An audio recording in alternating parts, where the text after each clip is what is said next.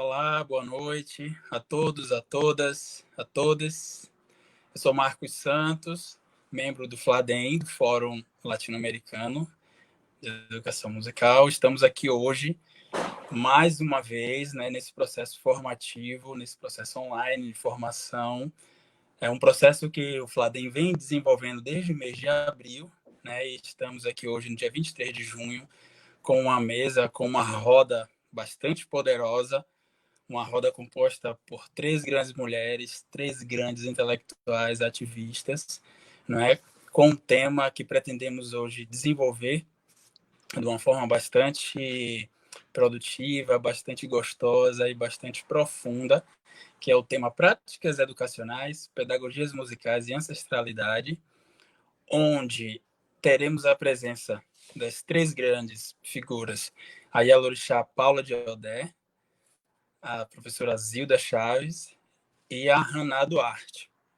Eu gostaria de convidar as 3 queridas para dividir a tela comigo aqui agora.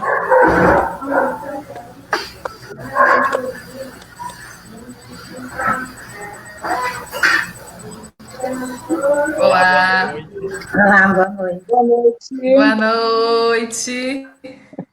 Boa noite, Zilda. Boa noite, Boa noite, Paula. Paulo. Boa noite, Haná. queridas. Boa noite. Sejam muito bem-vindas à nossa roda do FLADEM, nesta noite de São João. É verdade. Para a gente debater.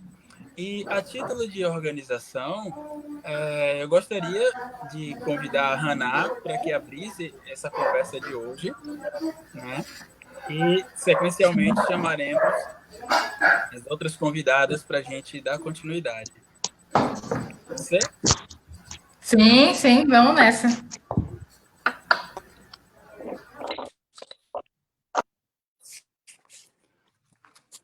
Bom, então, Haná Duarte, hoje ela vem como subtema para essa nossa conversa, Educação Musical e Cultura Popular, experiências de uma arte educadora. A respeito de Haná, aqui em seu currículo consta que ela é arte educadora, formada em licenciatura em teatro pela UFRN, Universidade Federal do Rio Grande do Norte, é percussionista e integra alguns grupos percussivos que cantam e tocam o coco de roda na cidade de Natal, dentre eles o grupo Catumbi e o Coco de Rosa. Criadora do evento mensal intitulado Coco no Pé, que acontece há 5 anos no pé do Morro do Careca, um dos maiores pontos turísticos de Natal, com o intuito de resistir com a cultura do coco de roda na cidade e no estado do Rio Grande do Norte. Integrante desde o início da nação Zamberecatu, único maracatu-nação do estado, onde hoje atua como regente. Ela é produtora na Aiô Turismo Cultural, que promove o turismo de experiências pelas manifestações populares tradicionais pelo Nordeste brasileiro. Haná, querida, mais uma vez, sinta muito bem-vinda e fique à vontade. Peço licença, minhas mestras, para começar a folia. Peço licença, minhas mestras, para começar a folia. Hoje tem coco de roda, brincadeira e poesia. Hoje tem coco de roda, brincadeira e poesia. Peço licença, minhas mestras, para começar a folia. Peço licença, minhas mestras, para começar a folia. Hoje tem coco de roda, brincadeira e poesia. Boa noite a todas e a todos. Agô, a benção Iá, a benção Dona Zilda. Está sendo um prazer enorme estar aqui com essas mulheres poderosíssimas. Estou adorando conhecer. Já tivemos um primeiro contato nos bastidores. Bem, aceitei o convite para participar dessa live aqui. A princípio eu fiquei pensando, mas depois eu resolvi vir, e aí venho com a temática Educação Musical e Cultura Popular, experiências de uma arte educadora, que é o que eu melhor posso oferecer nesse momento, e à distância, relatar essas experiências. fiquei pensando como eu iria começar, né? Então, eu resolvi começar por onde tudo começou, esse meu contato com a educação, com a cultura popular.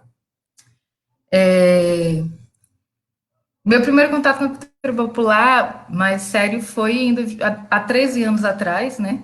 Com o projeto Pau e Lata. Muitos conhecem, é um projeto bem conhecido por muitos lugares, no Brasil e fora do Brasil.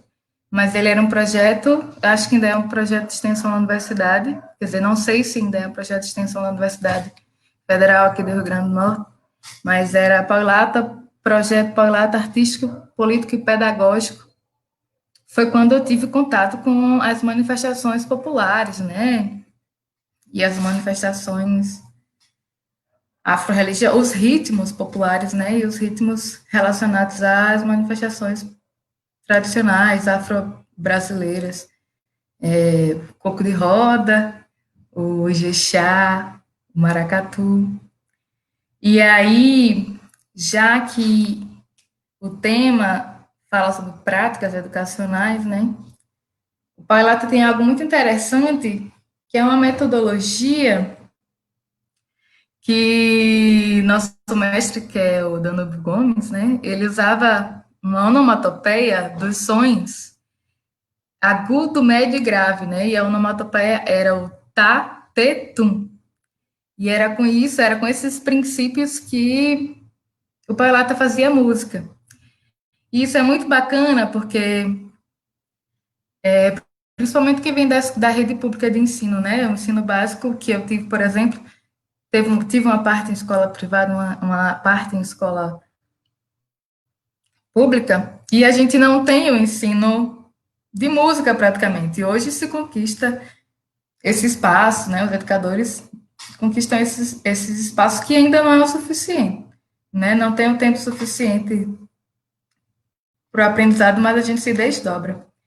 E chegar no Pau e Lata, tipo assim, né? Voltando, ter contato com partitura musical, isso quase zero. E aí chegar no Pau e Lata e perceber que você pode fazer música de uma outra forma, né? Aquilo de alguma forma é inovador e acaba te estimulando, né? Estimula tanto que eu não.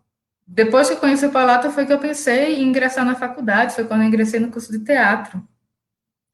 E aí, tudo que eu fazia no curso de teatro estava relacionado com a música, com a cultura popular, né? Principalmente com o coco de roda. Comecei a participar de alguns projetos na universidade, projetos de extensão que atuava com o público externo, né? Principalmente crianças. E foi a partir desses projetos, unindo algo que eu já estava apaixonada, que era a cultura popular, e o coco de roda, a música, e eu comecei a gente nunca faz só, né, numa equipe interdisciplinar e às vezes multidisciplinar, a gente começou a pensar metodologias a partir do coco de roda, né, e aí isso foi crescendo, usar a palma para trabalhar o pulso, a roda para trabalhar o conceito onde todos somos iguais, né? O canto, a resposta, na criatividade também, você pode criar seus próprios versos, suas próprias rimas nesse momento. E levei isso por muito tempo, né? Essas metodologias relacionadas ao coco, principalmente ao coco, né? Principalmente ao coco. E desenvolvendo metodologias que tanto poderiam ser trabalhadas com crianças, com adolescentes e com adultos. Isso foi a melhor descoberta, assim, no início desse período das pedagogias, né, das descobertas das pedagogias, né. Foi quando eu percebi que poderia ser muito mais, né, que eu poderia me envolver com aquilo e, junto com os colegas, produzir uma educação eficaz, a partir da brincadeira, né? Porque tudo é uma brincadeira e o ensino com a brincadeira é muito mais prazeroso, muito mais atrativo. Fiz um roteirinho aqui para eu não esquecer, seguir uma ordem cronológica e não esquecer de algumas coisas que foram pontuais, né? Entrei no curso do teatro, né? Esses processos acadêmicos, essas descobertas metodológicas. E aí veio os estágios, né? Os estágios do curso. Nos estágios do curso, eu comecei a perceber um outro viés também. E aí eu vou precisar contextualizar um pouco a comunidade que eu vivo hoje, né? Eu moro na Vila de Ponta Negra. A Vila de Ponta Negra é um bairro onde existem pessoas à margem da miséria, existem pessoas pobres e existem pessoas milionárias, todos morando aqui, né? É praia, Ponta Negra é praia, tem vila de Ponta Negra, justamente porque era uma vila de pescadores. E Ponta Negra sofre bastante com a especulação imobiliária, né? Isso acaba expulsando os povos nativos daqui por valores que não são significantes, então a galera acaba indo morar em outra zona, ou até mesmo se deslocam para o interior do estado. E aí vamos lá, né? Tem a Vila de Ponta Negra e tem também o Conjunto Ponta Negra. No Conjunto tem uma escola conhecida popularmente como Machadão. E aí 90% dos estudantes do Machadão são moradores da Vila de Ponta Negra. Isso indica que a escola ela está localizada no contexto econômico, geograficamente fora, né, porque os estudantes do conjunto, em suma maioria, estudam em escolas privadas. Então, assim, o meu estágio, eu fiz a escolha para o Machadão, que era uma escola, é a única, na verdade, é da região aqui, do bairro, né, dos bairros próximos, é a única escola estadual. Então, ensino médio, parte do ensino fundamental e o ensino médio e o EJA são missão dessa escola, do Machadão, que é contextualizada em outro lugar, né? E comecei a trabalhar com o coco de roda.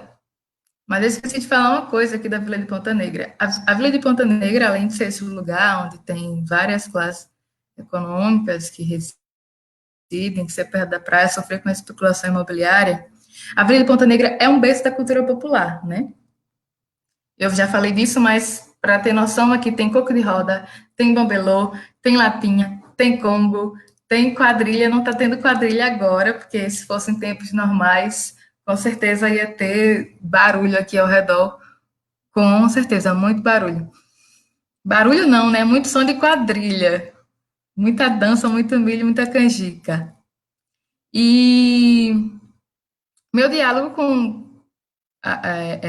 o estágio de teatro, né? A gente começa abordando metodologias para trabalhar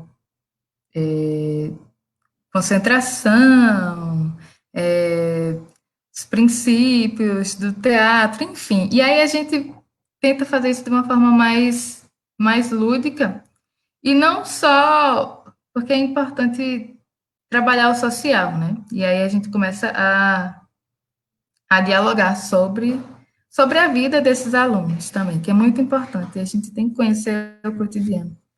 E aí foi legal porque a gente começou a brincar e a gente começou a conversar sobre... Era uma turma de EJA, que não... Eu estou entrando nesse assunto porque eu acho importante a gente falar sobre as práticas educativas, que é, inclusive, a temática da mesa, né, da live e tal. E eles eram uma turma de EJA, alguns alunos saíam, voltavam, não tinham muito respeito pelo ambiente. Era difícil chegar até o final, era o horário de artes era o último, inclusive, né? Eram os 2 últimos horários, então era relutar mesmo, as pessoas estavam cansadas porque vinham do trabalho. E foi muito bom, um certo dia que a gente começou a conversar sobre o coco, fez uma brincadeira e começou a conversar sobre o coco. E perguntar da relação que essas pessoas tinham com o coco, né? Se elas já tinham ouvido falar sobre o coco de roda, já contextualizando que a Vila de Ponta Negra, o lugar onde eles moravam, é um berço da cultura popular, que existem vários mestres aqui, E existe muito mais do que a gente pode imaginar, porque eu digo que se a gente for bater de porta em porta aqui, a gente vai achar muito mais coisa, muito mais riqueza. E os alunos começaram a se envolver o meu avô um dia falou disso. Pois é, vou conversar com meu avô mais sobre isso. E o outro, rapaz, é mesmo, como é que dança? E se envolveram. É uma dança super criminalizada, né? As culturas populares, as manifestações populares, nesses lugares onde a cultura de massa, a música de massa chega com tudo, a galera acaba criando um certo preconceito, né? Tem vergonha de dançar a cultura popular, porque também desconhecem. Isso foi mais um ponto positivo, né? Primeiro vieram as metodologias que a gente podia trabalhar com qualquer idade, depois esse presente que foi das pessoas se identificarem, e eles ficaram 30 minutos conversando, concentrados naquele contexto. Era muita coisa, é quase ganhar na loteria. Isso foi muito bacana, né? Foi mais um presente que a gente teve do trabalho que a gente faz. E aí tem outros projetos. Isso abriu a mente para trabalhar um pouco mais centrada na Vila de Ponta Negra, né? Na época, eu não morava na vila, mas estava prestes a me mudar para a Vila de Ponta Negra. Já saí, já voltei mais de 2 vezes, porque a Vila de Ponta Negra é um lugar maravilhoso, onde eu me sinto em paz. E aí surgindo essa possibilidade de focar um pouco mais na Vila de Ponta Negra, tiveram outros projetos que foram surgindo na minha vida, né? Como o Vira Vila. O Vira Vila, ele já acontecia aqui na Vila de Ponta Negra, foi um projeto de extensão da universidade também, mas depois o projeto acabou.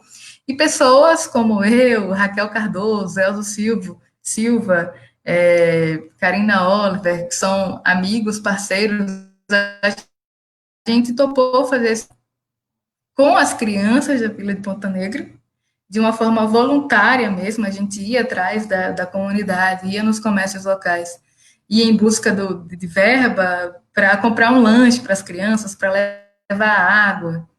E aí algumas pessoas da comunidade se comoveram, né? Algumas datas comemorativas a gente contava com a participação de artistas locais que iam, se prontificavam também voluntariamente para fazer música para as crianças. Aí a gente percebe cada vez mais que a gente não está sozinho nessas missões, né, sociais, e, que acaba sendo ainda mais. E nesse projeto no Vira Vila, a gente trabalhava a identidade cultural da comunidade, trazendo a história, das brincadeiras populares presentes na Vila de Ponta Negra, os mestres que por muitas vezes eram da família dessas crianças, eram avô, bisa dessas crianças. E daí a gente também passou a fazer algumas oficinas isoladas nas escolas municipais da Vila de Ponta Negra, né, que às vezes, por muitas vezes, eram as mesmas crianças do Vira Vila. E aí não tem o que pague. Você está passando pela rua depois de um certo tempo e uma criança que fez parte do projeto está enquanto vem ao seu encontro, né? E tá lá, vem cantando, já batendo palma. Eu fui no mato, lê caninana, fui tirar imbé, lê caninana, lá tinha uma cobra, lê caninana, ela pegou no meu pé. Ei, professora, quando é que vai ter o Vira-Vila? Quando é que vai ter o Vira-Vila? Eu quero dançar coco. Aí, mais uma vez, não tem, não tem nada que pague uma situação dessa, né? Pelas caridades. E aí eu estou falando dos projetos, né, do estágio, aí veio o Vira Vila, paralelo a isso, e vou adicionar mais um projeto que também veio paralelo ao Vira Vila, e eu nem estou citando todos, porque se eu fosse citar todos, eu teria que falar muito mais aqui, 3 horas sobre os projetos. E aí teve o Coco no Pé. O Coco no Pé é um evento Eu ia até perguntar aqui se teria possibilidade aos meus amigos. Eu vou até perguntar aqui se tem como espelhar a tela. E eu quero mostrar só uma software, mas eu mostro já já.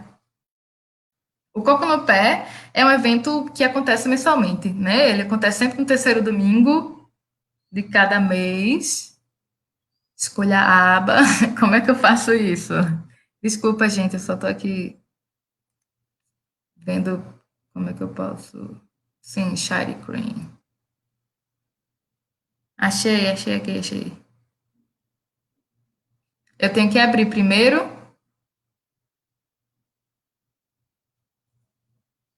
Tá, deixa eu abrir aqui, gente, só um minuto e eu volto a falar do Coco no Pé. Eu ia trazer mais fotos para vocês.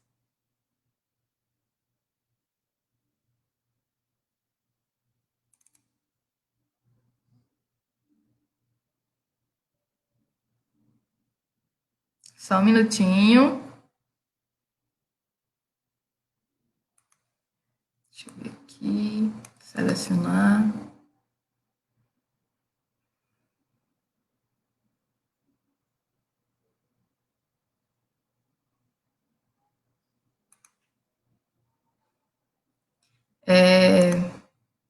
Então, deixei abrindo ali, vamos ver se abre, né? Aí eu tento mostrar aqui para vocês. O Coco no Pé acontece mensalmente, uma vez por mês. E aí, pensando nessa coisa da identidade cultural dentro da comunidade de Vila de Ponta Negra, né? De como as pessoas poderiam reviver novamente os momentos da cultura popular, né? Porque a gente sabe que não é fácil manter os brinquedos populares, né? E o Coco no Pé acontece no pé do Morro do Careca. Acontece em setembro, fará seis anos, né? Completa 6 anos. E há décadas atrás, os mestres aqui da Vila de Ponta Negra, eles brincavam coco, brincavam bambelô, brincavam exatamente no pé do Morro do Careca. Então, a gente pensou em dois lugares, que é uma avenida bem popular aqui, uma rua bem popular da vila, e pensou no Morro do Careca, lá no pé do Morro do Careca, que era onde eles também faziam brincadeira. E aí, é isso que acontece.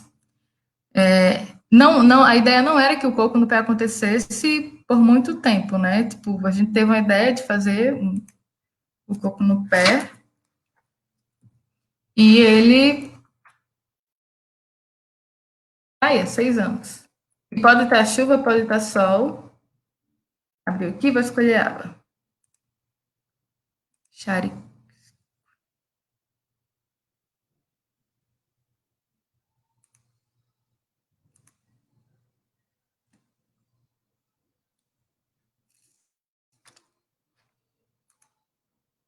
Aqui.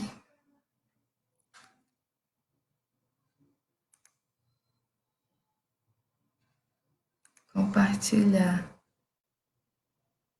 Fico querendo ter o retorno, mas não tive o retorno de vocês.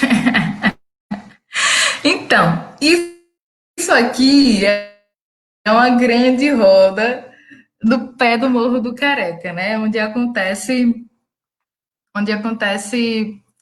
o coco no pé. E o que acontece, né? A gente já tinha lá feito um trabalho com as crianças, com os jovens, o que é de extrema importância, né? Porque a gente é dessa forma que a gente consegue também reconstruir e manter os brinquedos populares, né? Através dos mais novos, né? Dando os brinquedos certos na mão das crianças.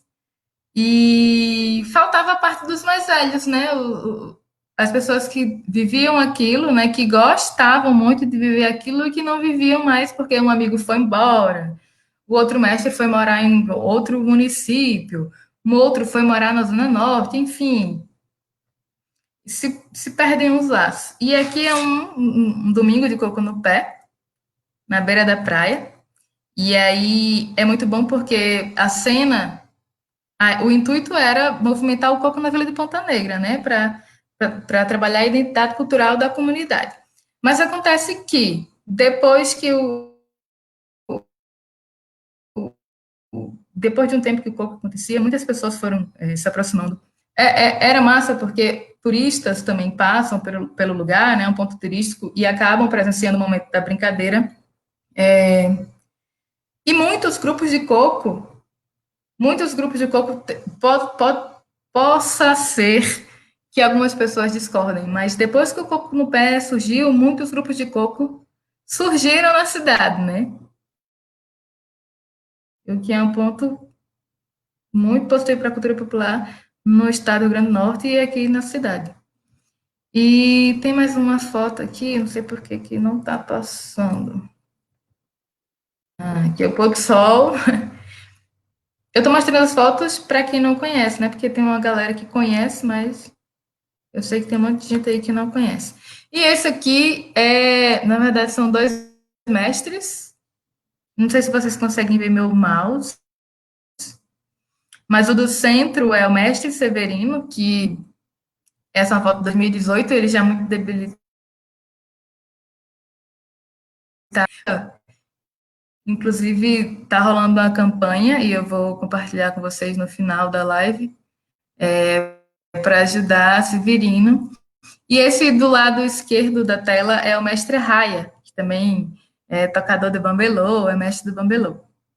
Certo? E eu acho que Aí, só para contextualizar quem não conhece, eu peguei uma foto do Morro do Careca.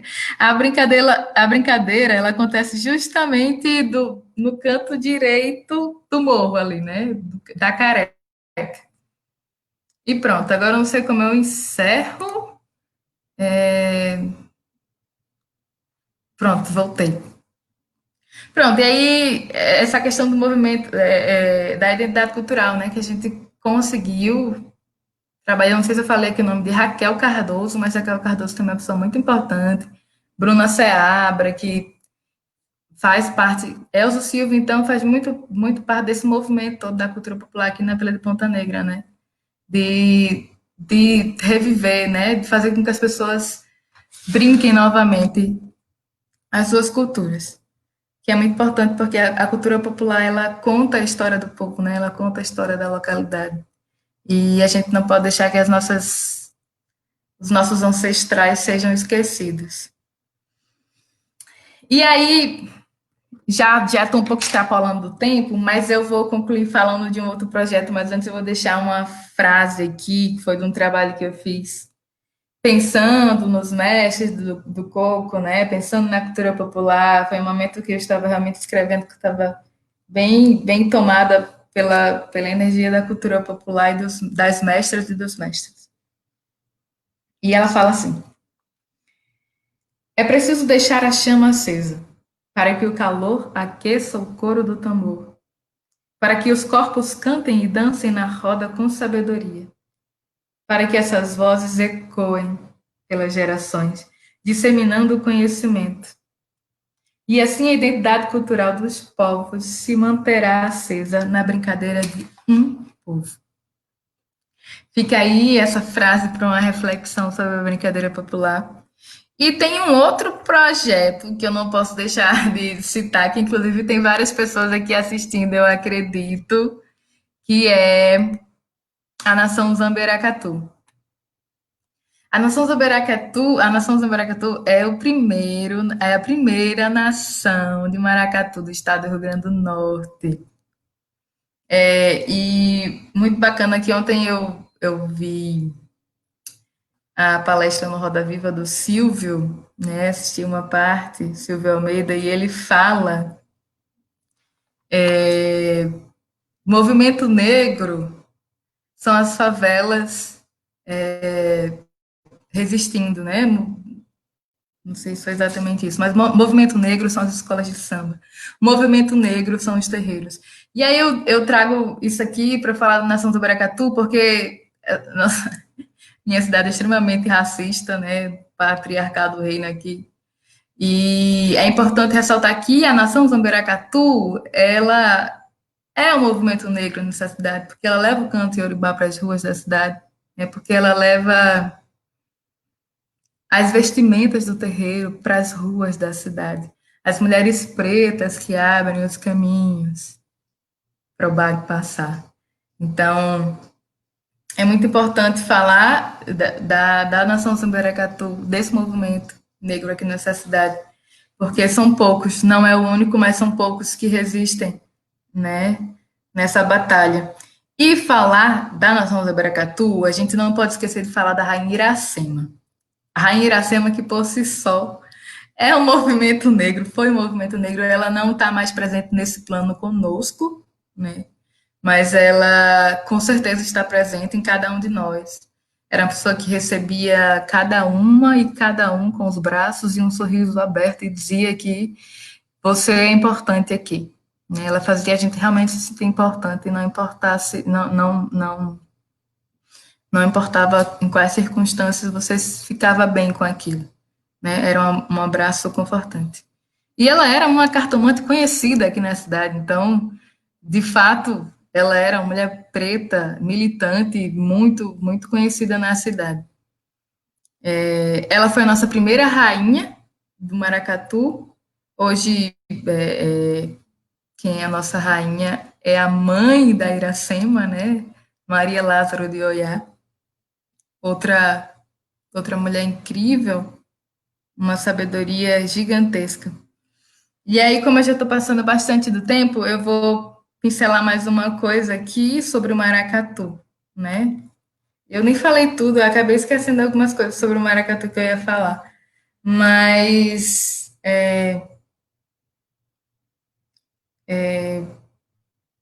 hoje eu estou regendo o maracatu, né? Eu sou das poucas mulheres no país que rege o maracatu nação. E não é, acho que está ocupando esse lugar não é por acaso, né? Você está ocupando um lugar numa nação do Maracatu como regente porque você tem que estar ali naquele lugar. Mas tem uma coisa que a gente ainda encara, que a gente tem que melhorar, né? Na sociedade também, além do racismo, a gente tem muito machismo. E aí tem homens que não fazem, não querem, não fazem por onde ocupar esses espaços, mas quando uma mulher está lá ocupando o espaço, eles criticam, né? Passei por várias situações machistas, inclusive alguns saíram do grupo, né? Alguns não, um ou outro saiu do grupo, mas é importante a gente deixar a mensagem aqui que para os caras, para os manos, respeita as boizinhas, né? Aqui a gente chama, tem uma gíria que a gente chama as meninas de boy, a boy ou a boizinha. Eu estou dizendo aqui para vocês, respeita as boizinhas, certo? Respeita as boizinhas que tocam, respeita as boizinhas que tocam percussão e respeita as boizinhas que regem maracatu, certo? E fica isso. Vidas negras importam. E eu fico por aqui, Marcos.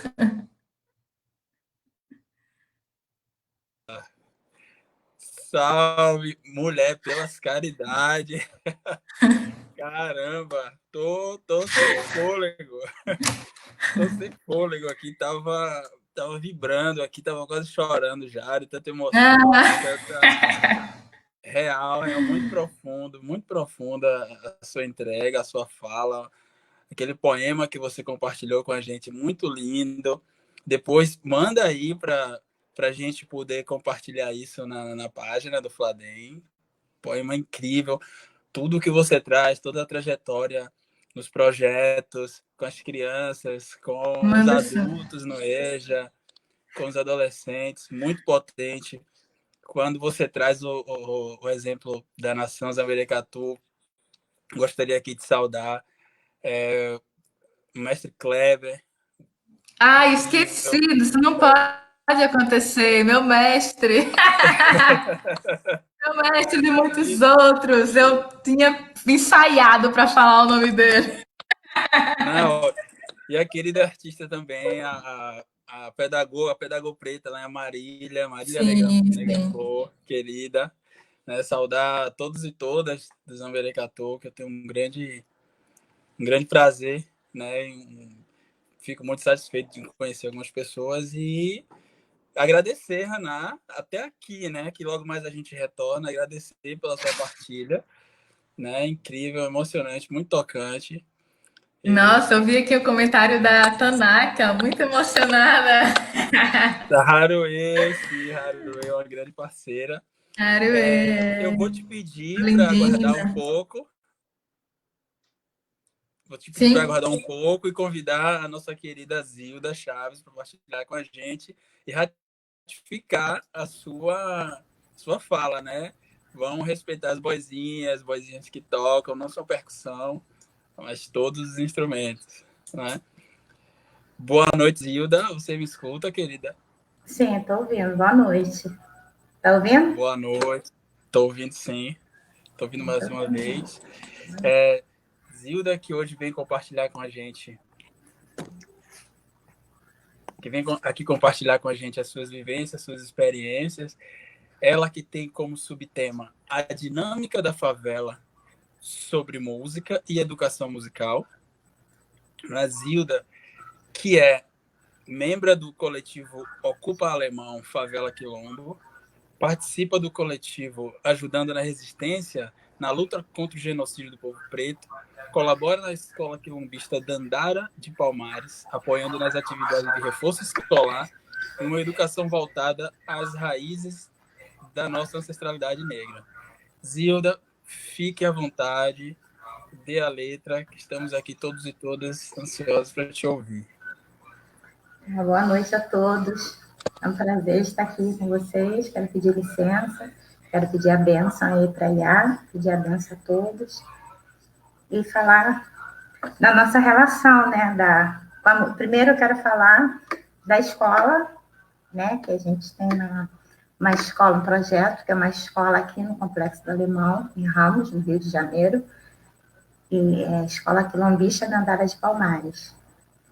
E dentro da escola que eu vou falar, né, sobre a nossa relação com a música, a relação que a favela tem com a música, que a favela tem com a dança, né, que é o corpo, que é uma música, a nossa musicalidade, ela é ancestral, já começa por aí. Então, a gente já traz ela.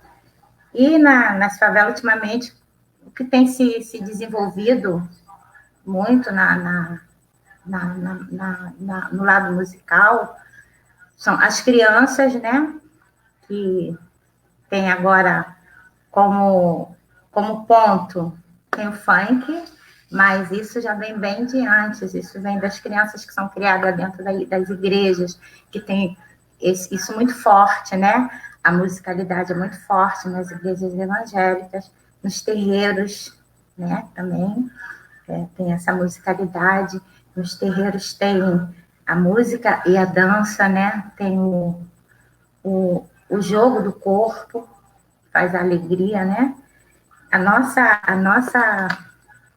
nossa ligação com a música, ela é para alegrar mesmo, ela é o sentido de alegrar. Tem agora essa criminalização, né, da música que inventaram que o funk é uma música que é para ser criminalizada e que as crianças que vivem isso, a gente não consegue, mas que tenha uma criança na favela que não conheça um funk, que não saiba cantar um funk, que não vive um funk, né? Não existe mais, assim, em termos de favelas. A gente tem até crianças de igrejas, crianças evangélicas que a gente tem na nossa escola, que tem uma intimidade muito grande com as músicas, porque é o dia a dia, né? Tem uma intimidade muito grande com funk, com vários ritmos de músicas. A gente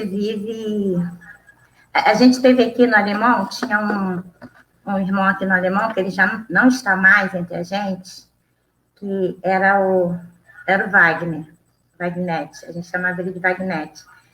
E ele era fascinado pela dança, né, pela música e pela dança. E ele, essa época, assim, ele estava com a quadrilha. Ele reunia as crianças, os jovens, e arrumava, assim, qualquer espaço que desse para ensaiar uma quadrilha, e dançava e cantava. E vinha muitas crianças, vinha muitos jovens, e depois de alguns dias já de ensaio, já vinham os pais assistir, porque a gente vive música. A gente vive essa música. A gente não tem esse conhecimento musical que a universidade propõe, até porque é muito difícil, mesmo para os jovens que pensam em ir para a universidade, dificilmente eles vão pensar em fazer música, porque é muito difícil, né? Para a gente pobre, para a gente da favela, para a gente preto, e fazer música. Então, na escola, a gente tem até um projeto de música com o professor Pedrinho Mendonça, que a gente está mudando isso. Está mudando isso. A gente já tem gente do nosso coletivo na universidade fazendo música, vivendo música, né? Vive música, fazendo música, estudando música. A gente tem que mudar essa realidade, que a música não é para pobre, que a música não é para preto, que música de preto é samba. É isso. É bom, eu gosto, né? Muito de samba, eu acho que música de samba é de preto, sim. Mas a gente tem que acabar com essa ideia que o preto só gosta de samba, o preto só gosta de funk, e a gente está mudando isso. E a gente está trabalhando isso lá na escola, está trabalhando música lá na escola, com as crianças, trabalhando dança. A gente começou assim, bem pouco esse ano, né? Parece que só conseguimos ter 2 ou 3 aulas de música, tivemos alguma aula para as crianças e teve dança, mas aí veio a pandemia, deu uma parada. Mas a gente tem um projeto de ir muito fundo na música, que a música, né, faz parte da gente, faz parte do nosso sangue, da nossa ancestralidade. A gente tem essa vivência com a dança, né? O jeito da gente falar, tem os trejeitos que a gente tem, é uma dança também, né?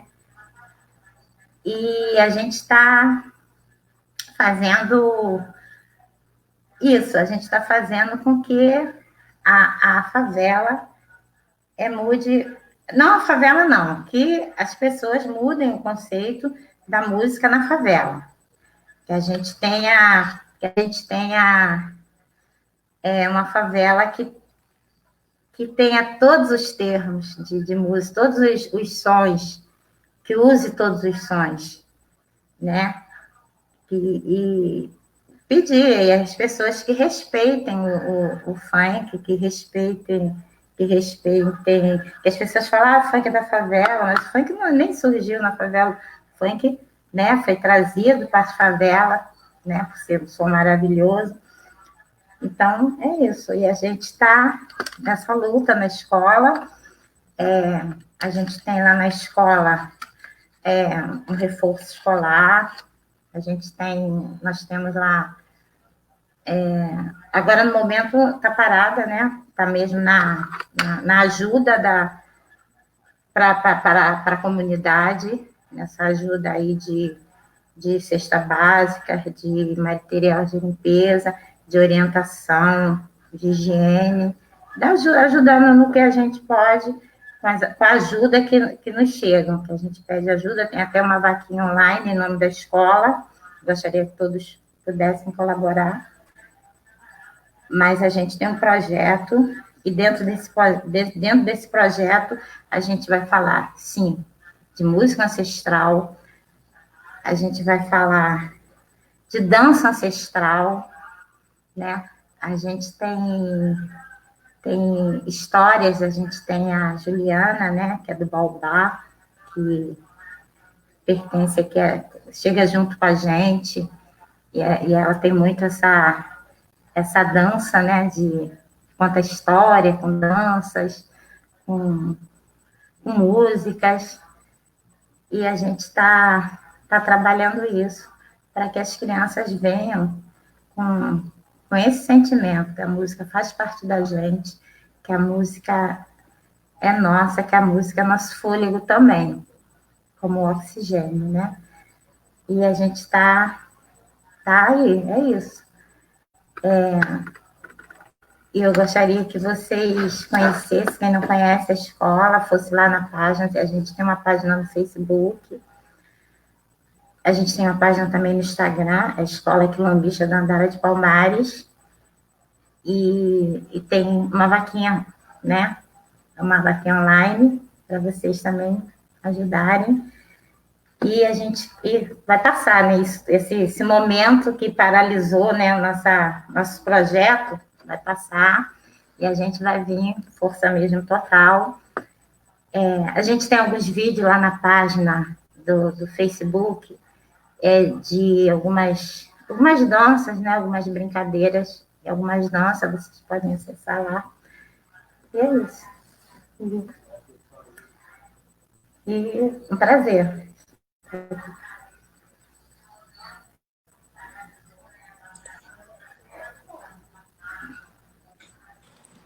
Dona Zilda, muitíssimo obrigado.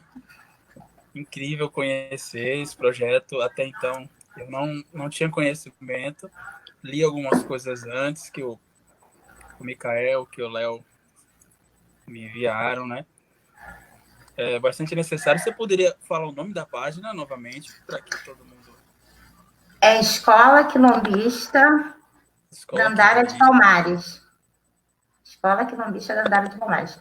Tem no Facebook, tem no Instagram. Maravilha, dona Zilda. Eu vou agora te pedir para aguardar só um pouco, para a gente ouvir a Iá, e logo mais a gente retorna para compor essa roda e a gente debater através das perguntas, das colocações, e deixar essa roda girar, né? Fazer essa gira girar de fato. Muitíssimo obrigado e até logo. Tá lá. Convido aqui agora a Paula.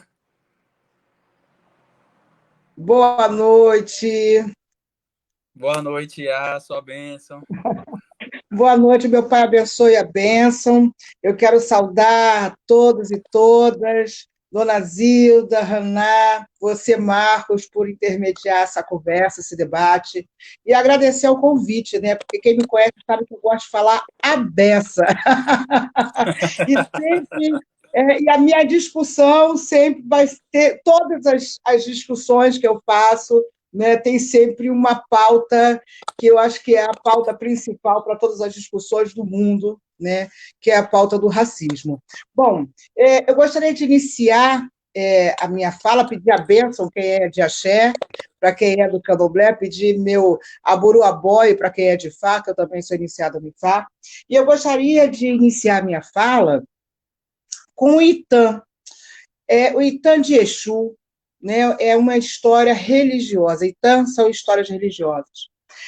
Para falar sobre música, eu estava pensando, e aí veio esse Itã, que é o Itã muito interessante. Exu, antes dos seres humanos povoarem a Terra, né, existia o mundo, como existe ainda hoje, o mundo espiritual. Então, Exu, o que ele fazia? Ele tocava e cantava para agradar a sociedade do mundo espiritual. Então, tudo era motivo de canto e tudo era motivo de dança, de toques e de cantos. E um belo dia, um grupo falou assim, nossa, mas que música chata que esse cara está tocando. Né? Fica tocando esse atabaque o tempo inteiro. E Exu escutou aquilo e ficou muito sentido.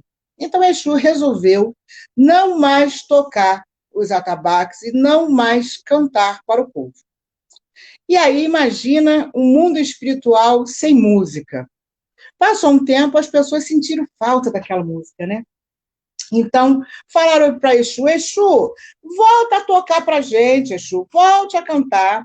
E Exu falou assim, não, vocês não queriam que eu cantasse, não queriam que eu tocasse, então não vou mais cantar e nem tocar. Mas eu vou resolver o problema de vocês. E Exu saiu daquele ambiente. E o primeiro humano que ele encontrou no caminho foi um homem. Ele chamou esse homem e falou assim, olha, eu vou te dar um título. A partir de hoje, você vai tocar e cantar para alegrar as pessoas. E eu te dou o título de Ogã. E assim, através desse TAM, é que onde eu faço o meu reconhecimento sobre a música sacra. Tá? Quando falamos em música sacra, a gente pensa diretamente na religião judaica cristã, né? E esse TAM me faz me distanciar dessa cultura ocidental e me aproximar da minha cultura primária, né, dos povos originários, que é a cultura africana. O Ocidente faz isso com a gente, né, nos distancia bastante. Quando falamos em mitologia, a gente pensa sempre em algo folclórico, né, e algo inventado, né, como as lendas. Mas, para nós, a gente não pode se esquecer que são esses mitos que fazem a nossa religião, né? Os nossos cultos, eles partem a partir destes mitos, né? Esses mitos iorubais, o mito da mitologia, a mitologia africana como um todo. E onde o meu conhecimento maior é um conhecimento da mitologia iorubá, né? Nós nos reconectamos através desses mitos, né? O Ocidente se apropriou muito das nossas histórias e legitimou, por exemplo, a mitologia grega, né? Hoje tem um papo aí de fazer uma associação da mitologia grega com a mitologia africana. Eu acho isso simplesmente raso. Isso é muito raso. Por que eu digo que é raso? Por exemplo, se fala em Afrodite, a deusa do amor, né? Fazendo uma reflexão com Oxum, a deusa do amor. Olha que coisa rasa, né? Afrodite, ela é somente a deusa do amor.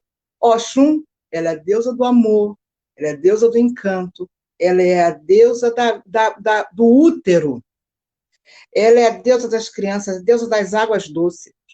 E ela ainda por cima é uma grande estrategista de guerra, porque ela consegue sentar à mesa com os inimigos e vencê-los, né? Só naquela doçura. Então, essas associações são associações muito rasas. Mas vamos nos ater dentro da música, que é a pauta principal. Vamos lá. Apolo, ele tocava harpa para os deuses. A harpa era um instrumento de adoração para alegrar os deuses, adorar os deuses. Davi, cristão, tocava a harpa para Deus. Até hoje eu não vejo nenhum ser humano atacar a harpa. Nós, de matriz africana, usamos os tambores para agradar os nossos deuses, para agradar a sua massa de origem que vive aqui na Terra, que são os seres humanos, para alegrar, para nos conectarmos com os nossos ancestrais, né? E desde sempre, os tambores, eles sempre foram atacados. A harpa é um instrumento musical de adoração. E a harpa que foi validada pelo Ocidente. O tambor, ele nunca foi validado como um instrumento religioso, né? Um instrumento cultural. Já visto quando a gente fala assim, cuidado com fulano toca um tambor, hein? É sempre de uma forma negativa, é sempre de uma forma pejorativa, né? Nas escolas, por exemplo, a mitologia grega, ela sempre foi citada. Já a mitologia africana é um tabu, né? E esse tabu, ele tem nome e sobrenome. Esse tabu chama-se racismo religioso. Nós, de terreiros de candomblé, temos a música como um elemento fundamental. Tá? É a partir da música que nós nos aproximamos dos nossos deuses. Né? Nós rezamos cantando, nós adoramos tocando e cantando. Nós reconectamos com os nossos ancestrais através do toque e do movimento dos nossos corpos, formando danças. Né? É através de cada toque de orixá é que a gente refaz uma história daquele nosso ancestral. Existe uma educação dentro dos povos de terreiro, né, uma educação musical muito forte, onde as crianças aprendem diversos ritmos, onde as crianças aprendem a coordenação motora, onde as crianças elas aprendem a dança, onde elas se sentem livres para expressar a sua ancestralidade através dos seus corpos e através dos seus toques. Tá? Dentro dos terreiros de candomblé, né, o nosso instrumento principal é o tambor, temos também o gan, que é conhecido como agogô, e temos também o xequeré. Né? São esses instrumentos que fazem parte da nossa ritualística, né? Através dos tambores, por exemplo, a possessão é onde a possessão acontece, né? É onde que o nosso coração realmente bate mais forte quando escutamos o toque dos tambores. E essa força dos nossos corações, né, é que faz essa aproximação dos nossos deuses ancestrais com os nossos corpos aqui na Terra. Eu, como Ialorixá, uma educadora no meu terreiro, digo que se faz muito necessário a gente ampliar a discussão quando a gente fala de música. Nas escolas, né? Sobretudo nas escolas, mas em qualquer outro espaço. Né? É necessário, quando a gente falar sobre a música, a gente falar de uma música primária. Né? É preciso educar que há uma musicalidade importante e potente, antes das músicas sacras, que foi legitimada pelo clero ocidental. Precisamos legitimar a nossa cultura, precisamos legitimar a cultura dos povos tradicionais. Né? Educar é um grande avanço na luta contra o racismo e, consequentemente, contra o racismo religioso no Brasil. Eu acho que a gente precisa entender que a cultura africana está entre nós e em nós. A musicalidade africana ela está para além dos terreiros, né? Está também nas ruas, está nos guetos, está nas periferias e, sobretudo, no carnaval. Né? Haja visto, por exemplo, os nossos afoxés. Eu sou vice-presidente do Afoxé Almoifá, por exemplo. Né? O afoxé é que muitos chamam de candomblé de rua, né? Mas o afoxé vem ser uma manifestação cultural, religiosa e, sobretudo, de resistência. Por quê? Porque o afoxé ele vai para a rua, isso é coisa de um século, um pouco mais de um século, ele vai para a rua uma semana antes do carnaval.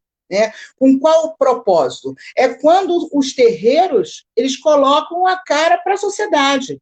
Né? E vem com músicas também religiosas, mas vem também com músicas de resistência, né? Falando da demanda daquele povo e, sobretudo, a demanda do povo preto.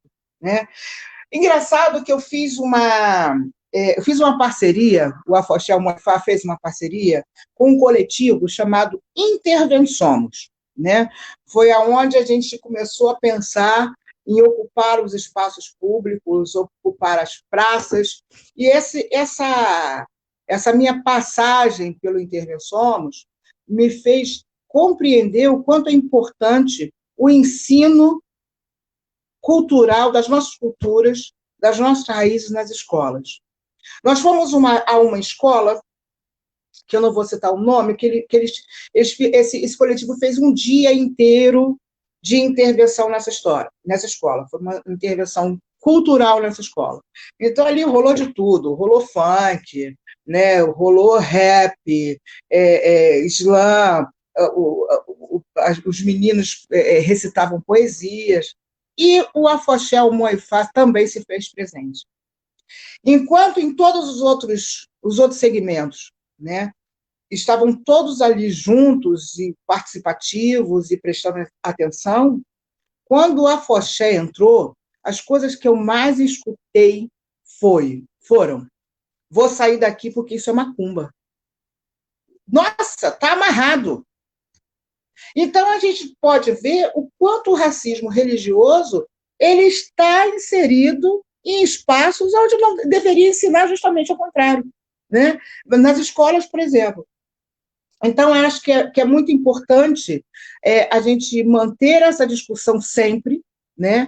Que, infelizmente, a cultura africana ela está associada a um racismo religioso, né? Como a dona Zilda falou nas favelas que funk é coisa de preto, né?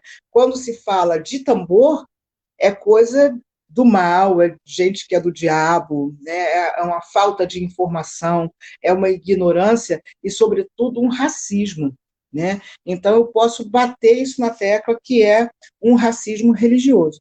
Então, assim, a minha discussão, assim, a minha contribuição aqui nessa roda de conversa é porque é para que a gente possa pensar, quando se falar em música africana, sobre tudo que vem por trás disso, né? Qual é o peso que vem por trás disso e quais são as ações afirmativas que podemos fazer, nós de povos de terreiro, outros coletivos, né? Coletivos pretos, o que nós podemos fazer para poder quebrar esse grilhão do preconceito, quebrar esse grilhão do racismo e, sobretudo, quebrar o grilhão do racismo religioso, né? Porque assim como ainda nas favelas a gente tem esse problema com o funk, né? Essa visão que o funk tem, que não é uma música boa, enfim, né? Existe também essa visão dentro de religião de matriz africanas que os tambores estão aí, né? A gente tem que pensar a importância da musicalidade dentro da nossa sociedade, porque tudo que é nosso no dia a dia, né? Não está só dentro dos terreiros, também está fora dos terreiros. Eu faço um trabalho, eu sou idealizadora de um projeto chamado Projeto Axé Dudu, né? Que estamos no Instagram, estamos no Facebook. Esse é um projeto de palestras itinerantes, né? Enquanto a gente está vivendo um momento em que está muito desgastante educar, sobretudo educar branco, eu sou uma mulher de Odé, sou mulher de Oxóssi, né? E meu pai Oxóssi só foi grande caçador porque ele teve paciência.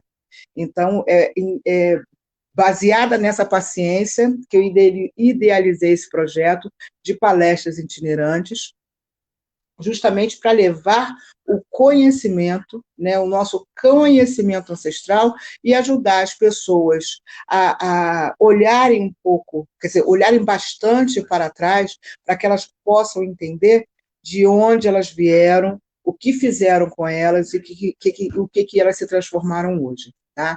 Eu deixo aqui, essa é a minha contribuição e espero ter contribuído para dar continuidade a essa pauta, que é o racismo no Brasil.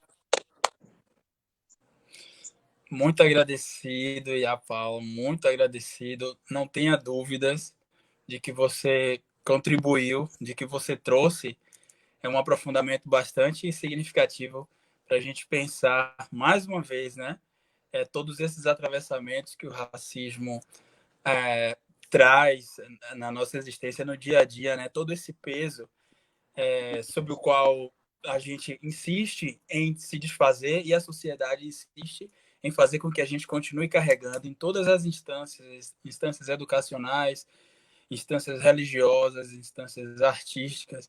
E na sua fala, você trouxe a possibilidade da gente entender esse conjunto, né, religioso, educacional e artístico de uma forma bastante conjugada, e a sua crítica em relação à ação do racismo nessas instâncias é bastante proveitosa, é bastante provocadora, né, para que a gente reflita e venha construir um debate, venha reivindicar ações coletivas no sentido de superarmos este câncer que é o racismo, não é? Eu gostaria de convidar as outras duas queridas, Dona Zilma, Dona Zilda, perdão, e Haná, por gentileza, para compor aqui essa nossa roda, essa nossa gira. Vocês me escutam? Sim. Sim, sim. Sim. Então, agora a gente vai abrir para perguntas para quem nos assiste, para quem está compartilhando com a gente nesse momento. Perguntas entre nós também, se uma de vocês se sentirem à vontade e quiserem fazer perguntas umas para outras, isso é aberto, não é? Voltando aqui para refrescar para quem chegou agora, a nossa primeira fala foi da Haná Duarte, trazendo as suas vivências, né, as suas subjetividades, passeando pelos projetos sociais, onde ela pôde trabalhar com crianças, jovens, adultos, né, nos diversos lugares, nos diversos setores, né, digamos assim. Posteriormente, Zilda Chaves, Dona Zilda, trouxe a sua experiência enquanto colaboradora na escola quilombista, no Alemão, né, na favela do Alemão, na favela Quilombo do Alemão, né, a partir do coletivo. E, por final, aí a Paula trouxe essa perspectiva profunda de enfrentamento em relação à prática racista, em relação ao contexto religioso, sobretudo, mas dos seus atravessamentos em relação às práticas musicais, né, e em relação ao contexto educacional, mas trazendo esse elemento do tambor, que já discutimos a respeito disso numa live anterior, a partir de um outro lugar, mas percebendo esse elemento do tambor como uma ferramenta que foi tomada pelos agentes do racismo como um símbolo, que é um símbolo para nós negros e negras, né? Um símbolo de identidade, né? Que é o tambor, e ele foi tomado dentro desse contexto de diáspora no Brasil como um elemento a ser atacado, né? Um elemento a ser apedrejado e digno de ser compreendido como um elemento transgressor da sociedade, né? E assim, dessa forma, eu gostaria de abrir para perguntas, pessoas que queiram aprofundar em alguma situação. Mikael vai disponibilizar isso na tela, mas até isso acontecer, eu preparei aqui uma pergunta para vocês três e gostaria de entender, dentro desse atravessamento que o racismo ele nos propõe o tempo inteiro a estarmos atentos e ressignificando isso em prol da manutenção das nossas vidas, eu gostaria de entender como vocês percebem ou como vocês pensam a possibilidade de que as nossas crianças negras elas venham a construir uma percepção dessa violência racista, mas que, ao mesmo tempo, elas não sofram tanto como nós adultos, né? Que elas... há essa possibilidade delas crescerem, delas se desenvolverem de um outro modo, enfrentando o racismo de um outro modo. Eu posso falar? Sim. Eu acho que não existe delas não sofrerem. Não existe essa possibilidade. Elas crescem já sentindo na pele, né? Começa na escola, né? Que essa escola é extremamente racista. Mesmo as escolas públicas, as nossas aqui, que são de maioria de crianças pretas, as escolas aqui em torno do complexo são extremamente racistas. Professoras racistas, salvo algumas, né? Tem uma exceção. Elas vão crescer. Quer dizer, então, a gente tem que fazer um trabalho, enquanto assim, na escola, nossa ideia é essa, trabalhar essas crianças para que elas entendam o que elas vivem, o porquê que elas passam por isso, coisa tipo que eu não sabia, eu não entendi, eu não fui criada entendendo, porque eu nunca, apesar de eu ter era uma boa aluna, com notas boas, e nunca participei do centro cívico, que era hastear bandeira. Eu sempre falo isso, eu quando criança, eu tinha um sonho de hastear bandeira, e eu nunca fui convidada para hastear bandeira, e eu não entendia por quê, né? participava da igreja também, ia muito na igreja quando criança, e via as crianças lá de anjinho, né, coroando Nossa Senhora. Também nunca, né, hoje eu sei, né? Então, a gente tem que criar nossas crianças sabendo isso, não esconder. E isso, claro, a princípio elas vão sofrerem até entender, mas a gente não pode esconder, tem que criar elas dentro do que a gente vive. A gente vive no sistema racista, um sistema que não gosta de preto, um sistema que odeia pretos, que odeia crianças pretas, odeia jovem de preto, mulher preta, senhoras pretas, odeiam pretos. Então, a gente tem que criar as crianças assim, com essa consciência e saber e ajudar elas a viver isso da melhor forma, com menos sofrimentos, né? Isso a gente tem que fazer. Mas elas têm que entender, não tem que esconder, não tem que brincar de faz de conta, é sério, é papo mesmo, sabe? Porque preto é isso, já leva mesmo desde cedo no osso, porque é criancinha, não vai entender? Entende sim. Quando a gente falar para ela que a professora dela sei lá, qualquer coisa que acontecer na escola, que elas ficarem por últimas, que não forem convidadas para isso, para aquilo, tem que falar, porque você é preta, aí a gente faz a nossa parte, a gente explica, mostra, fala o que é o racismo, mostra, ensina. Eu gosto muito de ensinar o significado da palavra racismo e o porquê do racismo. Eu sempre falo muito isso para as crianças que eu lido, né? Eu gosto sempre de falar, mas eu acho que não tem como a criança não sofrer, não vai ter isso da criança não sofrer. Ela vai sofrer sim, como nós sofremos, você sofreu, a Iá, com certeza, todos nós, não tem como, né? Posso?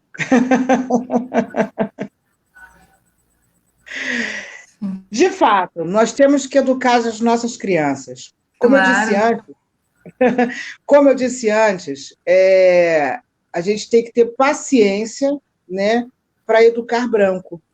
Eu sou paciente com branco, mas eu sou solidária e amorosa com os nossos. Porque falar em educar uma criança preta, aquela pessoa que tem que educar, ela já se viu como preta? Eu acho que essa é a grande reflexão do momento. Porque hoje nós vivemos num país, né, onde a maioria dessa população é uma população preta, que ainda não conseguiu se descolonizar. E se descolonizar realmente é muito difícil, né? De você uma sociedade que sempre nos ensinou, desde pequena, né, que ser preto é feio, ser preto é sujo, o preto tem cabelo duro, né? E aí aquela pessoa preta alisa o seu cabelo, né? Eu tenho 51 anos, eu pequena, minha mãe passava chapinha no meu cabelo, queimando couro cabeludo, passava ferro quente no meu cabelo. Essa era a cultura, né? E assim, ao longo do tempo, nós, população preta, temos que nos desconstruir o tempo inteiro, certo? Por quê? Porque não nos ensinaram outra coisa. Só nos ensinaram que ser branco é bom e ser preto é ruim. Então, a gente ainda tem hoje muitos pais, né, pretos, que não se veem pretos, e como é que aqueles pais vão ensinar as crianças? Então, eu acho que a gente precisa realmente ampliar ainda mais essa discussão, né? Principalmente com os professores, porque a escola é uma instituição racista, né? Seja ela pública, seja ela privada, é uma instituição racista, mas esse diálogo precisa adentrar nas escolas, né? Outro dia, eu moro aqui no Catete, e na subida da Pedro Américo, e passou uma menina, que devia ter uns 5, 6 anos, né, com o cabelo todo cacheado, lindo, preta. Eu falei assim, nossa, que linda! Em terra de rainha, em terra de chapinha, quem tem cachinho é rainha. Ela parou, ela olhou dentro dos meus olhos e falou assim: eu nunca vou ser rainha. Eu não sou loura, eu não tenho olho azul. Cara, aquilo ali me destruiu.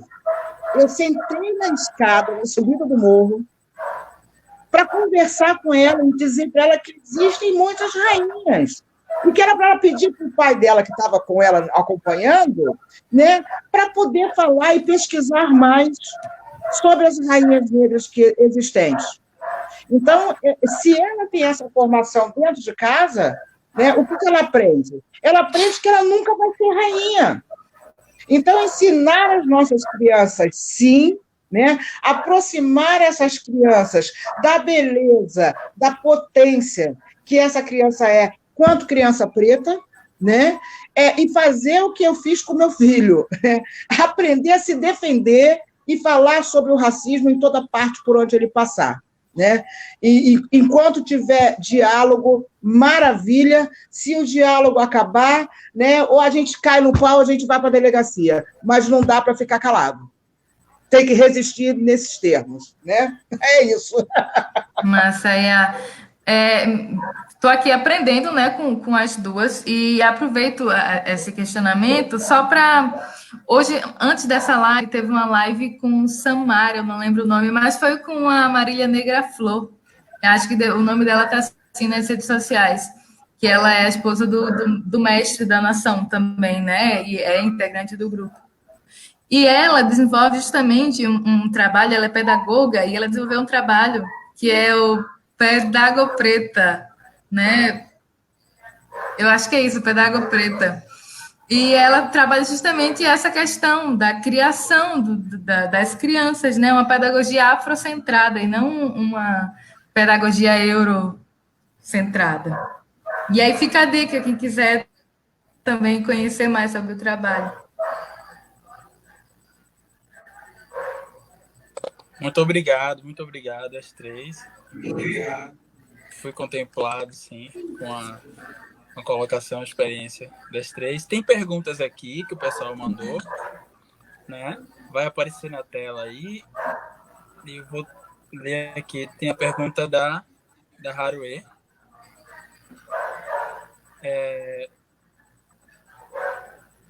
Aqui. Faço parte do BAC Mulher, movimento feminista de BAC Virado, e da Nação de Maracatu, Pé de Elefante. Já passamos histórias de racismo religioso e já passamos por histórias de racismo religioso. Como confrontar tamanha ignorância quanto ao entendimento de manifestações de matriz afro quando vem de mulheres de comunidades que chegam à diretoria para reivindicar a não permissão de nossas apresentações? O que dizer a essa parcela da sociedade que demonializa nossas manifestações culturais? Eu acho que é uma pergunta para as três também. Sim, essa coisa de você proibir uma manifestação cultural por ser uma manifestação cultural preta, né, religiosa, né, eu acho que a gente confronta isso na delegacia, né? A gente tem que começar a usar essa ferramenta, BO, Boletim de Ocorrência. Né? Porque falar, dizer, explanar na internet, isso não resolve. Né? Isso a gente tem que confrontar perante a lei. Se você não quer me respeitar pelo bom senso, você vai me respeitar através da Constituição. Certo? E, assim, nos confrontos do dia a dia, que eu tenho toda hora, né? Já não basta ser preta, eu sou uma preta macumbeira. Que delícia! Então, esses confrontos do dia a dia, né? Quando alguém quer me dar a palavra, eu falo, eu conheço a Bíblia. Primeiro capítulo de Gênesis, no princípio era o Verbo. Verbo é um movimento, presente, passado, futuro. Quem escreveu a Bíblia estava muito bem inspirado. inspirado na cultura iorubá. Exu é o verbo. Exu é o movimento. Laroie! Aí eu deixo o cara pensar, entendeu? É compreender, né, esse braço da sua cultura, de qual é a manifestação cultural que você está implementando naquele local, né, e buscar a raiz daquele tronco, a raiz daquele galho. Porque é só com conhecimento que a gente acaba com essas discussões. Conheceis a verdade vos libertará. Eu adoro usar versículos bíblicos para educar essa galera. Tá. Tem uma pergunta aqui para a dona Zilda, em particular. É uma pergunta do Saulo Augusto. Ele gostaria de que a senhora explicasse o que é que foi o Ocupa Rock. Então, o Ocupa Rock foi isso que aí a Paula falou, né? Primeiro, educar. Primeiro, a gente tem que educar e conscientizar, né? O coletivo Ocupa Alemão, no qual eu também faço parte, que é de onde surgiu a escola. O coletivo fez nós fizemos um evento aqui na rua, aqui, né? Público, para a gente falar sobre rock, sobre as raízes do rock, e foi, assim, maravilhoso, né? Convidamos bandas de rock, de outras comunidades, outras favelas, e fizemos roda de conversa para falar sobre rock, para explicar que as raízes do rock são pretas, vieram, né, de pessoas pretas que criaram o rock. E aí a gente vê, a gente faz uma pesquisa, uma busca no Google, e tem os pioneiros do rock. Aí, em primeiro lugar, quem está? Elvis, pioneiro do rock. Elvis, né? É piada, a gente tem que rir mesmo, né? Então, aí foi feito esse evento e foi falado, né? Foi falado da história do rock. Foi um dia, assim, foi uma tarde maravilhosa, muito... a gente aprendeu muito, né? Quem não conhecia, porque os jovens de hoje, a maioria não sabe isso, não sabe que o rock é preto, não sabe quem foi Rosetta, né? Não sabe de nada. Então, foi isso. O Ocupa Rock foi uma tarde educativa de rock, de música, porque é isso, a gente vive isso, a gente vive música. Eu falo que a gente vive música, nossa essência é musical, né? Nossa essência vem de lá, da África musicalizada, nossa vida é musicalizada. A gente não consegue ouvir um tambor e não dar uma sacudidazinha, ninguém consegue, principalmente a gente não consegue, né? Dar uma sacudida o tempo todo, então a nossa vida é isso. E o rock também faz parte dessa essência na gente, dessa musicalidade. Então, o Ocupa Rock foi isso, foi uma tarde, acho que foi 2015, parece que nós fizemos, foi uma tarde maravilhosa, foi para educar aos jovens aqui do Alemão sobre a essência do rock. E depois nós fizemos também o Ocupa Rap, também do mesmo molde, também educativo, para falar sobre as nossas raízes, né? Porque todo mundo sabe muito do samba. Que samba é de preto, que samba é isso, samba é aquilo. E do rock, não, rock é o Elvis, não sei mais quem, Rolling Stone, essa galera toda, não. O rock é nosso também, o rock também nos foi tirado, nos foi roubado, se apropriaram também do rock também, né? Então, o Ocupa Rock foi isso. Maravilhoso. Seria da cultura, se não fosse o povo preto. O coletivo, eu nem falei, é o Ocupa Alemão, o nome do coletivo, é o Ocupa Alemão Favela. Delícia. Tem mais uma pergunta aqui, que é da Berenice de Almeida. Ela traz o seguinte: o que vocês sugerem para uma educadora branca que tem consciência que faz parte de uma sociedade com racismo estrutural e se sente sempre despreparada para embarcar nessa jornada, até porque é branca e sabe que não vai nunca saber como é ser preta nessa sociedade. Fique à vontade.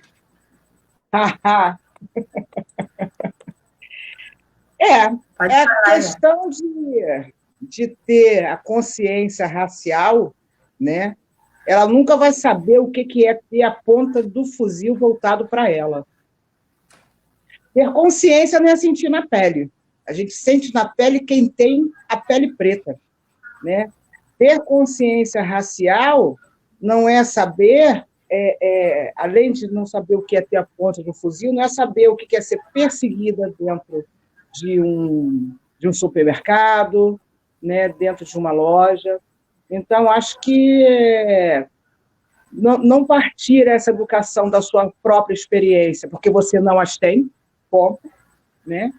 E aprender mais sobre a nossa cultura, né? Para poder dialogar em cima daquilo que é nosso, e não da sua própria experiência, que vai ficar longe de ser o que a gente vive todos os dias. Eu acho que é isso. Alguém mais? É isso mesmo que a Ian falou, acho que não tem como, né? Não tem, ela nunca vai chegar. Acho que para mim, eu sugeria, além disso, né, que a Ian falou que não tem como, mas eu sugeria algumas leituras para elas, né? De autores pretos, umas leituras aí do Malcolm, para ela entender um pouquinho, né? Esses autores aí, Malcolm, o Kwame, né? Acho que é isso. Incentivar até certo ponto que ela pode buscar mais sobre isso, né? Mas também não pode insistir muito se a pessoa não está disposta a querer saber, né? A conhecer. Eu tenho uma grande sugestão. Existe uma livraria virtual chamada Não Beco. Vai lá. Lá tem todos os livros pretos para poder citar os autores pretos. Porque não é falar da sua consciência racial, é citar os autores pretos para que as pessoas conheçam esses autores pretos e aprendam a partir das experiências dessa galera preta. É isso. Não Beco, vai lá. Facebook. Tem várias livrarias virtuais, Ian. Tem várias. Pois é. Né? Pois é. Ela vai conhecer Garvey, vai conhecer muita gente aí, né? Que vai pois falar. Né? Tem a Abdias também, né? Que ela também pode. Fica difícil. Né? Ali você vai encontrar um grande acervo. Sim. Maravilha, queridas. Tem mais uma pergunta. Tem uma pergunta aqui que é da querida Sara Andrade. Sara, um grande abraço. Ela pergunta: do ensino da cultura popular dentro da academia, esse também é um caminho de resistência para as culturas que são racializadas e marginalizadas? Sim, sempre, né? Sempre há muita resistência. Um dos projetos que eu mais atuei com cultura popular foi desenvolvido no Departamento de Educação Física aqui na UFRN. E essa coisa que a gente já falou, o tambor não podia tocar. O tambor não podia ter som de tambor, porque está atrapalhando tudo, nada funciona. Nada funciona em um departamento inteiro se tiver um tambor tocando. Né? Então, era por isso que a gente também não fazia só atividade prática, mas também tinham pessoas que eram convidadas especialmente para conversar sobre isso, né? Sobre racial, sobre o marginalizar as culturas tradicionais, né? E o racismo religioso, porque também tudo é associado ao negro, à macumba. Tudo é macumba.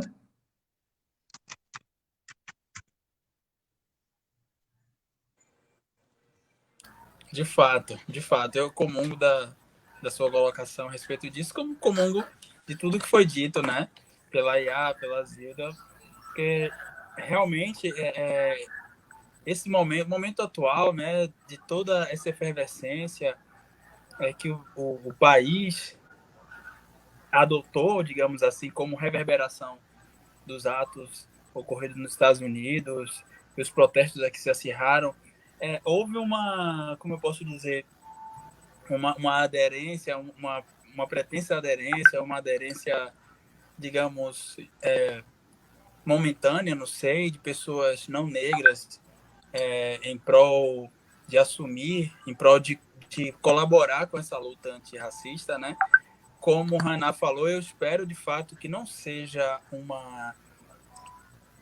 movimento, digamos, frugal, né? Mas que haja sim uma intenção real de usar do seu privilégio historicamente construído para que isso surta efeito, né? Uma vez, o próprio Abdias, o Malcolm X, eles são figuras que trazem isso nas suas biografias, que a questão e o problema que o racismo traz para a nossa sociedade é um problema que precisa ser combatido por todos, né? Por todas as pessoas, né? Então, de fato, há essa necessidade de que pessoas não negras façam parte de forma efetiva nessa luta, né? Porque nós de forma nenhuma queremos que isso se perpetue, né? Então, na medida em que pessoas se coloquem disponíveis, interessadas a fazer frente a esse câncer, a essa doença, né, que não foi criada por nós, foi criada pelos brancos, né? É preciso que haja ação efetiva, né? E, de fato, concordo com o que todas vocês trouxeram aqui. Vou observar se tem mais perguntas. Aqui, o Micael trouxe para a gente, tem algumas colocações. Participação da Jussara, do Micas, da Denise, do Rafael, da Mari Santana, querida, tá bem? Né? Bom, não tem perguntas efetivas, de fato. A Sulamita traz aqui em relação à Bossa Nova. A Bossa Nova, quando a Dona Zilda estava trazendo os referenciais negros a partir do rock, do samba, enfim, a Sulamita traz que a Bossa Nova, que o Johnny Alf já fazia todo esse mexido, né, do tambor, como Dona Zilda trouxe, e a Bossa Nova bebe disso bastante. Né? Aqui na Bahia, particularmente, o querido Leitieres Leite, através da sua orquestra Ronquilés, enfim, ele insistentemente ele vem fazendo análise em torno do que é entendido como música popular brasileira, e ele vai destrinchando todas essas camadas oriundas das matrizes banto, sobretudo, mas da África Central de uma forma geral, né? Portanto, não existe uma música brasileira sem o elemento negro, aí, sem as identidades negras presentes nessas estruturas. Estamos chegando ao horário também. Eu gostaria que, na medida em que vocês fizer as considerações finais, né, fiquem à vontade na ordem que desejarem. Como começou? Ana. Então tá, vamos lá. Primeiramente, eu quero agradecer, foi um aprendizado estar aqui com vocês, de verdade. Estou muito feliz, na verdade, muito feliz de ter trocado essa ideia aqui com vocês, Dona Zilda, e a Paula. Muito obrigada pelos conhecimentos. De fato, estou muito honrada de estar aqui. Você também, viu, Marcos? Maravilhoso, maravilhindo. E aí tem uma coisa que eu deixei para o final mesmo, que eu até comentei. Está rolando uma campanha de um mestre da cultura popular aqui, né, da Vila de Ponta Negra, que a gente está fazendo uma campanha. E quem puder chegar junto, no Instagram, @Coco de Roda Mestre Severino, né? Vai ter lá alguns indicativos de como você pode ajudar.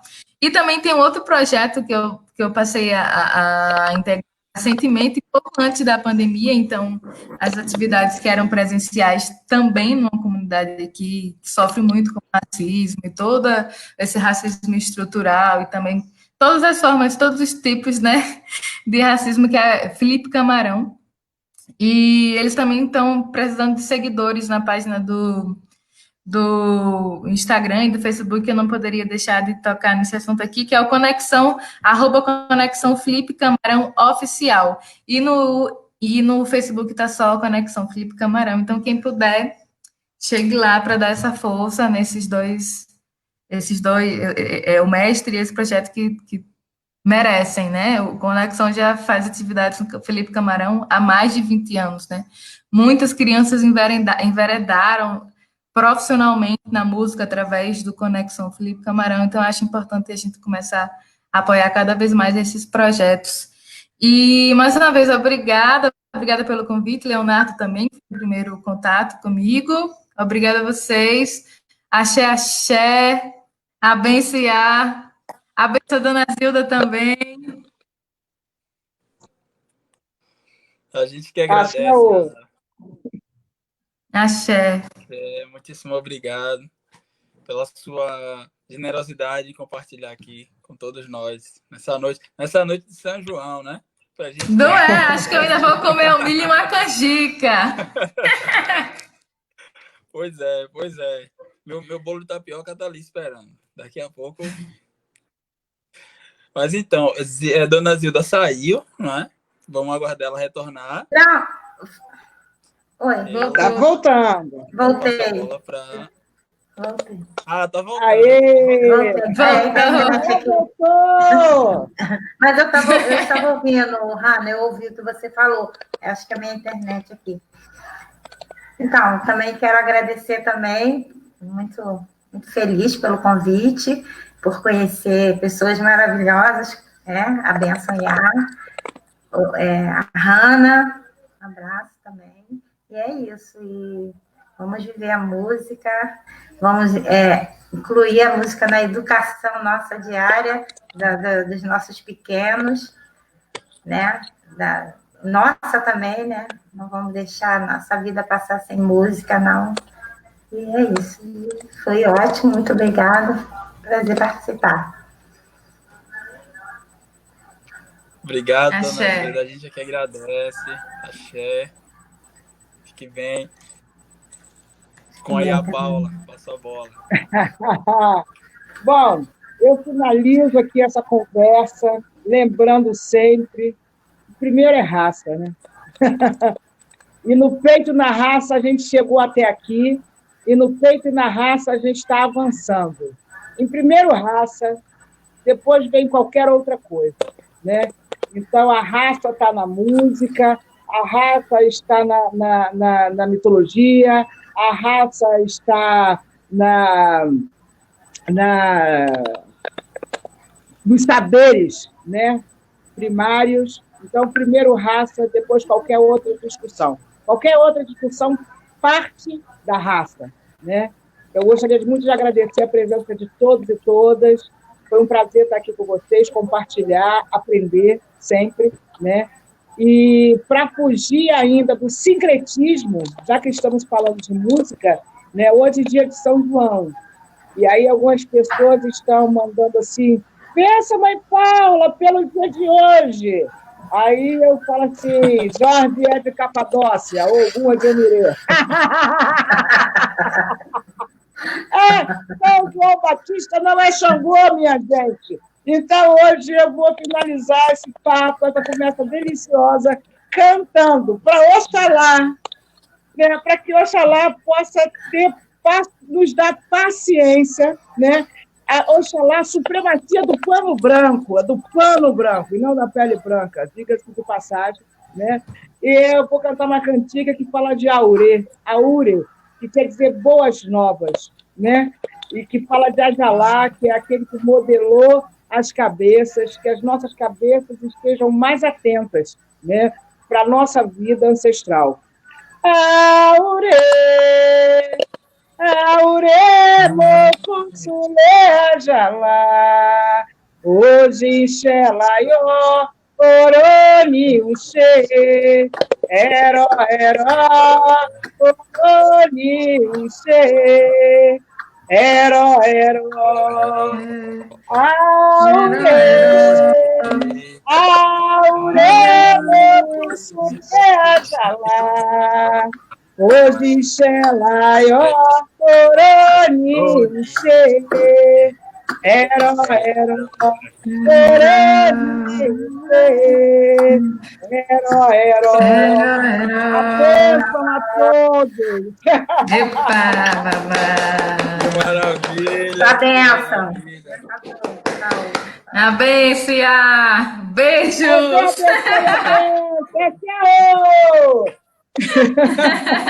Muito obrigado, gente. Que presente lindo, que presente lindo. Um beijo, um beijo. Muito obrigado a todas, muito obrigado a todo mundo que esteve aqui com a gente, não é? É só agradecer pela generosidade de vocês. E um prazer imenso poder estar aqui com vocês, tá bom? Axé. Um beijo. Axé. Um beijo. Axé. Beijo. Até qualquer dia. Quero conhecer o coletivo, dona Zilda. Sim, sim. Eu também. Sim, tá bom. Vou lá comer um axé. Ó, Morifá! Ireu! Deixa passar esse vento aí, que vai passar. Quando passar esse vento, nós vamos nos encontrar. E vocês vão... Axé, nos vemos. Axé. Axé. Axé. Axé. Tchau.